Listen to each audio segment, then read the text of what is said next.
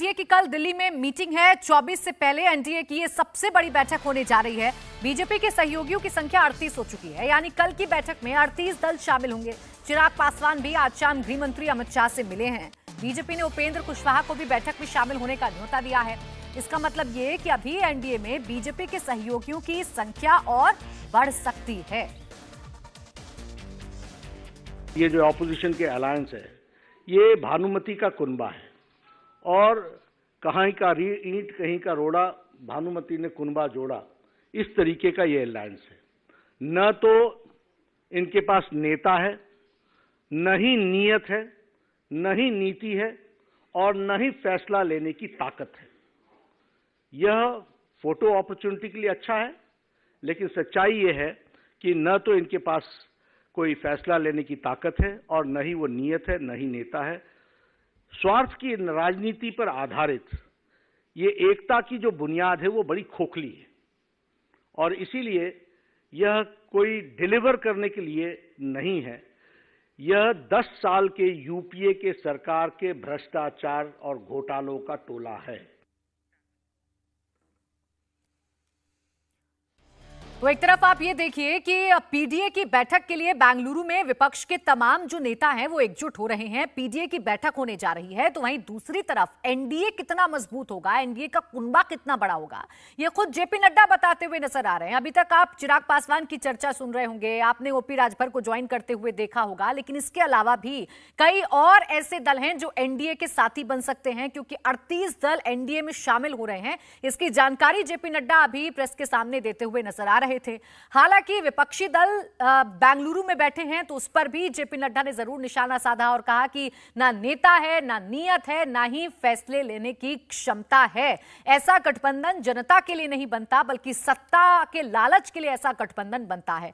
अब 24 से पहले किसकी कितनी ताकत है ये आप समझ लीजिए।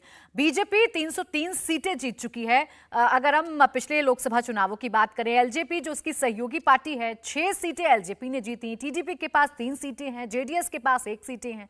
अगर हम शिरोमणि अकाली दल की बात करें, जिससे अभी बातचीत चल रही है भारतीय जनता पार्टी की, 2 सीटें अकाली दल के पास हैं। शिवसेना शिंदे गुट जो अब महाराष्ट्र में बीजेपी के साथ मिलकर सरकार चला रही है, 12 लोकसभा सीटें उसके पास हैं। अपना दल एस की अगर बात करेंगे, अनुप्रिया पटेल की अगर बात करेंगे, तो उत्तर प्रदेश में 2 सीटें अनुप्रिया पटेल के पास हैं, यानी अपना दल के पास हैं। एआईडीएमके की अगर बात करेंगे तो 1 सीट एआईएडीएमके के पास है। और अभी तक का अगर आप स्वरूप देखेंगे तो ये टोटल आंकड़ा हो जाता है 330 का, 330 प्लस का हो जाता है। वहीं अगर आप पीडीए को समझेंगे, पीडीए में कितनी ताकत है, तो कांग्रेस के पास 52 सीटें, एडीएमके 23, एनसीपी 5, टीएमसी 22, जेडीयू के पास 16, यूटीबी 6, एसपी 5, सीपीआई 1। कुल मिलाकर ये आंकड़ा हो जाता है 131 प्लस का। यानी अगर आप आंकड़े को देखेंगे, अगर आप मजबूती को देखेंगे, तो अभी भी एनडीए कहीं ज्यादा मजबूत नजर आ रहा है पीडीए से अगर आप कंपेयर करेंगे। अब ये बैठकों का जो दौर जारी है, इस पर सभी की निगाहें क्यों हैं, ये हम आपको समझा देते हैं। देखिए, एनडीए की मीटिंग 18 जुलाई यानी कि कल दिल्ली में होने जा रही है, जिसमें 30 से ज्यादा दल शामिल होंगे। अभी जेपी नड्डा ने जो आंकड़ा दिया वो 38 दलों का दिया है।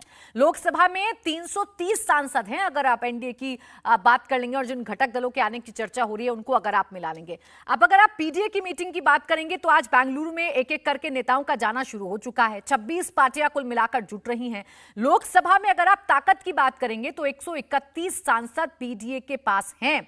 यही वजह है कि एनडीए की तरफ से, यानी कि भारतीय जनता पार्टी की तरफ से कहा जा रहा है कि ये जो नेता बेंगलुरु में मिल रहे हैं या जो विपक्षी एकता की बात कर रहे हैं, दरअसल ये सत्ता के लोभी नेता हैं, ये अवसरवादी नेता हैं।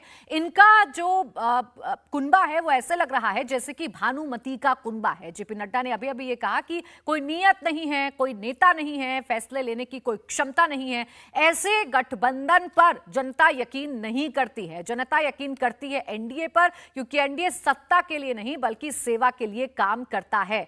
लेकिन अगर आप लोकसभा में ताकत की बात करेंगे, तो अभी भी एनडीए के साथ जो घटक दल आ रहे हैं उनकी ताकत ज्यादा है। वो एनडीए के साथ अगर मिल जाते हैं तो संख्या लोकसभा सीटों की ज्यादा हो जाती है। ये उस वक्त की तस्वीर आप देखिए जब चिराग पासवान से मुलाकात हुई है गृह मंत्री अमित शाह की। कल चिराग पासवान को भी न्योता दिया गया है बैठक में शामिल होने का। हालांकि सबसे ज्यादा नजर इस बात पर भी है कि जो सबसे पुरानी सहयोगी रही एनडीए की अकाली दल, क्या वो इस बैठक का हिस्सा बनती है या नहीं बनती है, क्या वो एनडीए के साथ आती है या नहीं आती है, क्योंकि सुबुगाहट यही है कि बैठकों का दौर लगातार जारी है।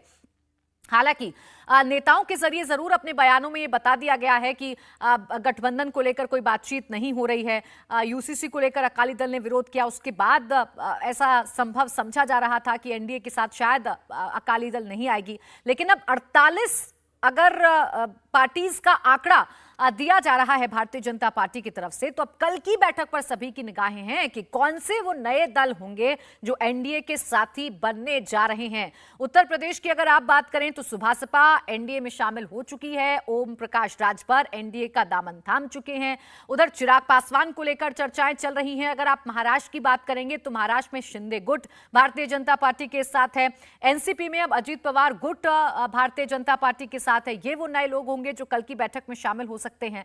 इसके अलावा और कौन कौन से बड़े लोग हो सकते हैं और कौन कौन से घटक दल हो सकते हैं या छोटे छोटे दल हो सकते हैं जो भारतीय जनता पार्टी के साथ आएंगे 2024 के लिए, इस पर सभी की निगाहें बनी हुई हैं। इंडिया टीवी हर वक्त हर जगह डाउनलोड करने के लिए सर्च करें India TV news Google play store या ऐप स्टोर पर।